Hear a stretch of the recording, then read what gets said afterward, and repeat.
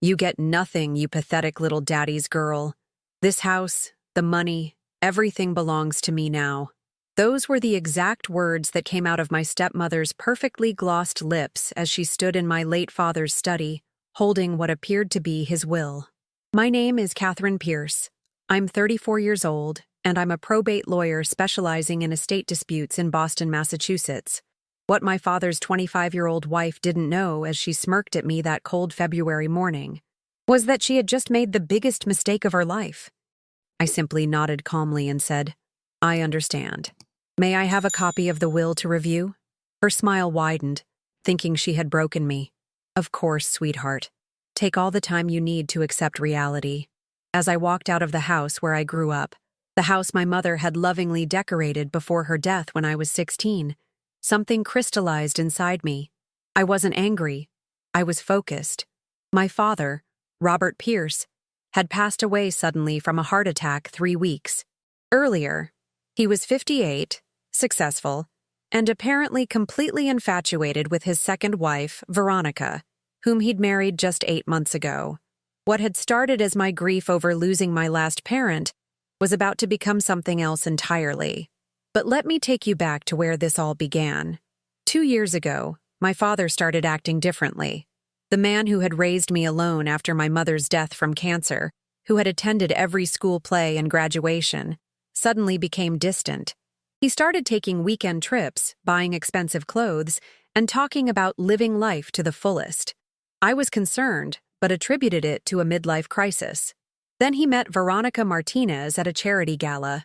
She was 23, stunning, and working as an event coordinator, though I later discovered she'd never held a job for more than 6 months. She had platinum blonde hair, practiced laugh lines around her eyes, and an uncanny ability to make my father feel like the most important man in the room. Their courtship was whirlwind fast. Within 4 months, she had moved into his Beacon Hill brownstone, the same house where my mother had spent her final days, where family photos still lined the hallways. Within 8 months, they were married in a small ceremony that I learned about after the fact. The last real conversation I had with my father was 3 months before he died. He called me to his study, the same room where he used to help me with homework, where he'd, taught me to play chess, where he'd consoled me after my mother's funeral. "Katie," he said, using my childhood nickname, "I need you to understand something. Veronica makes me happy in a way I haven't been since your mother died. I know the age difference bothers you, but I'm not getting any younger." I remember choosing my words carefully. "Dad, I just want to make sure you're protected. Maybe you should consider a prenup, or—" His face hardened immediately. "Katie, I'm disappointed. I thought I raised you better than this. Veronica loves me for who I am, not what I have." That was the last meaningful conversation we ever had. After his funeral, a tasteless affair where Veronica wore a black dress that was far too form-fitting for a grieving widow, I expected to handle the estate proceedings. After all, I was his only child, and as a probate lawyer, I was uniquely qualified to manage his affairs. That's when Veronica produced the will. According to the document she presented, my father had left everything to her: the $2.3 million brownstone, his $800,000 investment portfolio, his collection of vintage wines worth approximately $150,000, and most painfully, all of my mother's jewelry, including her engagement ring and the pearl necklace that had belonged to my grandmother. I was supposedly left with $5,000 and a hope that she finds her own way in life. The will was dated just 6 weeks before his death and witnessed by 2 people I'd never heard of, Maria Santos and David Chen. Everything appeared to be in order, complete with my father's signature and proper notarization. But something felt wrong. You see, when you've spent 10 years as a probate lawyer, you develop instincts about these things. You learn to spot the subtle signs of document fraud, the behavioral patterns of beneficiaries who aren't telling the truth, the small inconsistencies that reveal larger deceptions. First, there was my father's language. The man, who had written me heartfelt birthday cards every year for 34 years, supposedly wrote that he hoped I would find my own way in life. My father, who still called me sweetheart, and signed every note, "Love always, Dad," had never been so formal or cold in any written communication. Second, there was the timing. 6 weeks before his death, my father was in excellent health and had no reason to suddenly rewrite his entire estate plan. His previous will, which I had helped him draft 5 years earlier, left everything to me with provisions for charitable donations. Third, there was Veronica's behavior. A truly grieving widow who had just inherited millions typically doesn't immediately start making renovation plans and shopping for new furniture. But that's exactly what she was doing. I decided to do what I do best: investigate. I started by pulling the public records on the witnesses. Maria Santos had filed for bankruptcy twice in the past 5 years and had a history of minor fraud charges. David Chen was a notary public, but according to state records, his commission had expired 3 months before the will was allegedly notarized. Then I examined the will itself more closely. Using techniques I'd learned from forensic document experts, I noticed something interesting about the signatures. While my father's signature appeared genuine at first glance, the pen strokes showed slight tremors that weren't consistent with his normal signing patterns. More importantly, the paper stock and formatting didn't match the law firm my father had used for estate planning. I called Henderson and Associates, the firm that had handled all of my father's legal matters for 15 years. The conversation with Richard Henderson was enlightening. "Catherine, I'm so sorry for your loss. I was expecting your call about the estate proceedings. When should we schedule the will reading?" "Actually, Richard, I'm calling because Veronica has presented a will that I don't believe you prepared." There was a long pause. "That's impossible. Your father never requested any changes to his estate plan. The last will we have on file is from 2019, leaving everything to you." That's when I knew I had her, but I needed more evidence. I couldn't simply accuse a grieving widow of forgery without absolute proof. So I did what any good lawyer does. I built an airtight case. I hired a private investigator named Marcus Webb, a former FBI agent who specialized in financial crimes. Within a week, he had uncovered Veronica's real history. Her name wasn't even Veronica Martinez. It was Vera Kowalski, and she had a pattern. Over the past 8 years, she had targeted 3 other older, wealthy men. 2 had died under suspicious circumstances, and 1 had caught her attempting to forge financial documents. In each case, she had presented herself as a young woman from a troubled background who just needed someone to believe in her. Marcus also discovered something else. She wasn't working alone. Maria Santos wasn't just a random witness. She was Veronica's cousin. David Chen wasn't just a notary with an expired commission. He was Veronica's boyfriend from before she met my father. The conspiracy was bigger than I had imagined. While I was building my legal case, Veronica was busy spending my father's money. She had already transferred $200,000 from his accounts to her personal banking, purchased a new Mercedes E-Class for $75,000, and put the brownstone on the market for $2.7 million in. She was so confident in her scheme that she even sent me a text message. "Maybe now you'll understand that your daddy loved me more than he ever loved you. Don't try to fight this. You'll only embarrass yourself." I screenshot that message. Everything was evidence now. 3 weeks after my father's funeral, I was ready to make my move. But I needed the perfect moment, a time when Veronica would be surrounded by people, when her humiliation would be complete, when she couldn't simply disappear. That opportunity came when she decided to throw herself a celebration of life party for my father at the brownstone. She invited all of his business associates, friends from the country club, and neighbors. She positioned it as a way to honor his memory, but I could see through the facade. She wanted to solidify her position as his legitimate widow, to make her inheritance seem unquestionable in the eyes of his social circle. The party was set for a Saturday evening in April. She hired caterers, florists, and even a pianist. She wore my mother's pearl necklace and my grandmother's platinum bracelet. She stood in the living room where my mother used to host book club meetings, accepting condolences and sympathy as if she had been part of our family for decades. I arrived at 7:30 p.m., dressed in a conservative black suit and carrying a briefcase. Veronica greeted me at the door with false sweetness. Katie, I'm so glad you came. I know this is hard for you, but I want you to know that I consider you family. Thank you, Veronica. Actually, I have something I need to share with everyone tonight. Something important about my father's final wishes. Her eyes flickered with uncertainty for just a moment, but then she smiled. Of course, sweetheart. Whatever you need to say. At 8:15 p.m., I asked for everyone's attention. The living room fell quiet as about 30 people turned to listen. Many of these people had known me since I was a child. They had attended my high school graduation, my law school graduation, my mother's funeral. They were family friends, business associates, people who had respected my father for decades. I want to thank everyone for coming tonight to honor my father's memory. He was a good man who deserved to be surrounded by people who truly loved him. I paused, making eye contact with several family friends.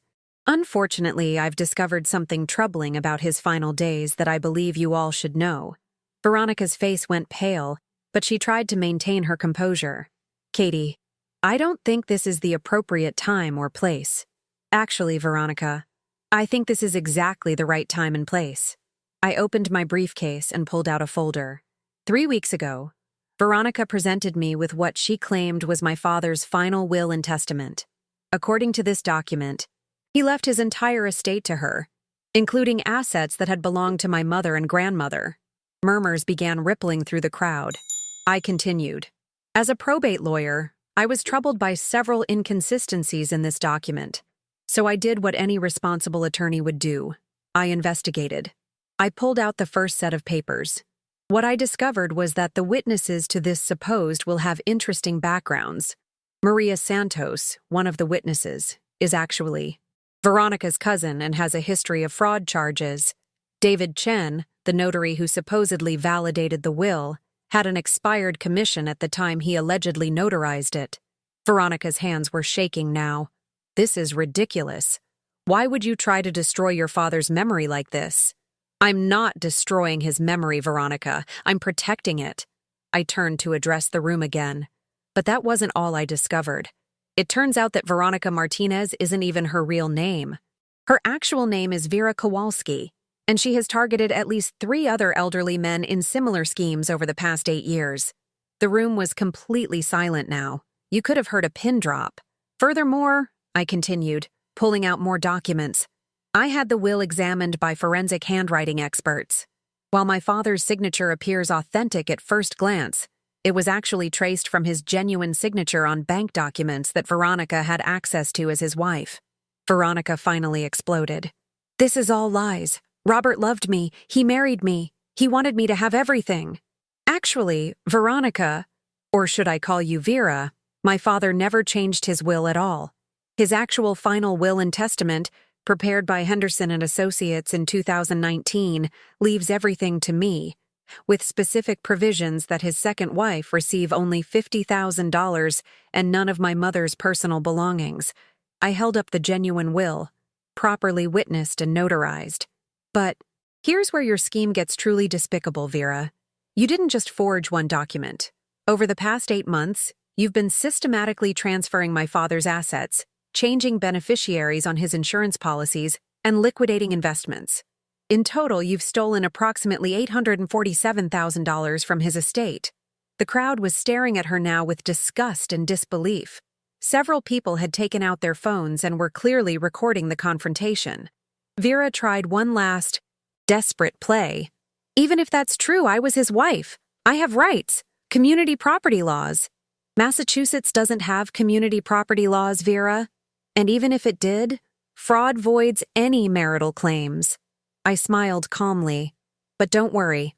I've already filed complaints with the district attorney's office, the FBI's white-collar crime unit, and the Massachusetts Board of Bar Examiners. They're very interested in your pattern of targeting elderly men. That's when she broke completely. You spoiled little bitch. Your father was a pathetic old man who was desperate for attention. I gave him 8 months of happiness before his pathetic heart gave out. The entire room gasped. Several people looked genuinely shocked by her callousness. Thank you for that confession, Vera. I'm sure the FBI will find it very helpful. I pulled out my phone. especially since I've been recording this entire conversation. Her face went white as she realized what she had just admitted to, in front of 30 witnesses. But I wasn't finished. Oh, and Vera, those assets you've been liquidating, the money you transferred to your personal accounts, all of that was being monitored by federal investigators. Every transaction you made was illegal conversion of estate assets. Every dollar you spent was felony theft. She looked around the room desperately, seeking sympathy or support, but found none. These people had known and respected my father for years. They had watched her swoop in and marry him after a whirlwind romance. Now they understood exactly what kind of person she really was. The party's over, Vera. I suggest you contact a criminal defense attorney. You're going to need one. As if on cue, the doorbell rang. I had timed everything perfectly. Actually, Vera, that will be FBI Special Agent Jennifer Walsh and her team. They have a warrant for your arrest. I looked at her calmly. Federal charges include wire fraud, mail fraud, identity theft, and conspiracy to commit fraud. The penalties range from 5 to 20 years in federal prison. The next few minutes were chaos. Federal agents entered the house and arrested Vera in front of all the party guests. They also arrested Maria Santos, who had been hiding in the kitchen, and David Chen, who tried to escape through the back door. As they led her away in handcuffs, Vera screamed at me, "This isn't over. I'll fight this. I'll sue you for everything you have." I called back, calmly, "Good luck with that from federal prison, Vera." The aftermath was swift and decisive. Within a week, federal investigators had uncovered the full scope of Vera's criminal enterprise. She had stolen over $2.1 million from her various victims over 8 years. Bank records showed systematic patterns of financial abuse, forged documents, and identity theft. Her cousin, Maria Santos, pleaded guilty to conspiracy charges and received 3 years in federal prison. David Chen, the crooked notary, received 5 years. But Vera herself, as the mastermind of the operation, faced the harshest sentence. During her trial, prosecutors revealed that she had specifically targeted widowed men with adult children, believing that grieving fathers would be easier to manipulate and less likely to be closely monitored by their families. She had studied their routines, learned about their deceased wives, and crafted elaborate personas designed to fill the emotional voids in their lives. The forensic accountants recovered $1.8 million of the stolen assets, including the Mercedes she had purchased, jewelry she had bought with my father's money, and funds she had transferred to overseas accounts. The brownstone was immediately removed from the market and returned to the estate. More importantly, I recovered all of my mother's jewelry, including her engagement ring and the pearl necklace that had belonged to my grandmother. Seeing those pieces again, knowing they would remain in our family as my father had intended, was worth more than any financial victory. Vera was ultimately sentenced to 15 years in federal prison without the possibility of parole for 10 years. The judge called her crimes a calculated assault on grieving families and noted that her pattern of targeting elderly men made her a danger to society. But the real victory came in protecting my father's memory and ensuring that justice was served. 6 months after Vera's conviction, I was sitting in my father's study, my study now, reviewing some case files when I found something that stopped me cold. Hidden in his desk drawer was a letter addressed to me, dated 2 weeks before his death. "My dearest Katie," it began, "if you're reading this, then I'm gone and you've probably discovered the truth about Veronica. I want you to know that I figured out what she was weeks ago, but I needed evidence. I've been working with a private investigator to document her activities. I'm sorry I couldn't tell you. I needed her to believe her plan was working. The real will is with Henderson and Associates, just as it's always been. You are my daughter, my pride and joy, and you will inherit everything as it should be. I trust your legal skills to handle whatever schemes she might attempt. Take care of yourself, sweetheart, and remember that your mother and I are both proud of the woman you've become. Love always, Dad." I sat there and cried for the first time since his funeral, not from sadness, but from relief and love. Even in his final weeks, my father had been protecting me, trusting me to finish what he had started. Today, I still practice probate law, but with a renewed focus on protecting elderly clients from financial predators. I've testified before Congress about the need for stronger penalties for elder fraud, and have helped draft legislation requiring additional safeguards for estate planning documents. The brownstone is now my home, filled with memories of both parents and the knowledge that justice was served. I've established a foundation in their memory that provides free legal services to families dealing with estate fraud. Vera Kowalski remains in federal prison. Her earliest possible release date is 2034, when she'll be 40 years old with a felony record and no marketable skills. Meanwhile, every asset she stole has been recovered and returned to the rightful heirs of her victims. Sometimes people ask me if I feel guilty about destroying her life so completely. My answer is always the same. I didn't destroy her life. I stopped her from destroying more lives. She made her choices when she decided to prey on grieving widowers. I simply made sure she faced the consequences of those choices. The truth is, karma doesn't always work on its own timeline. Sometimes it needs a little help from a probate lawyer who knows how to read the fine print and isn't afraid to fight for what's right. My father taught me to play chess in that study when I was 7 years old. He always said the key to winning was thinking several moves ahead and never underestimating your opponent. As it turns out, that lesson served me well in more ways than one. Vera thought she was playing checkers against a grieving daughter. She didn't realize she was playing chess against a federal prosecutor's dream case. And in chess, as in life, the person who plans the furthest ahead usually wins. Justice might be blind, but she's also patient. And she has an excellent memory for details.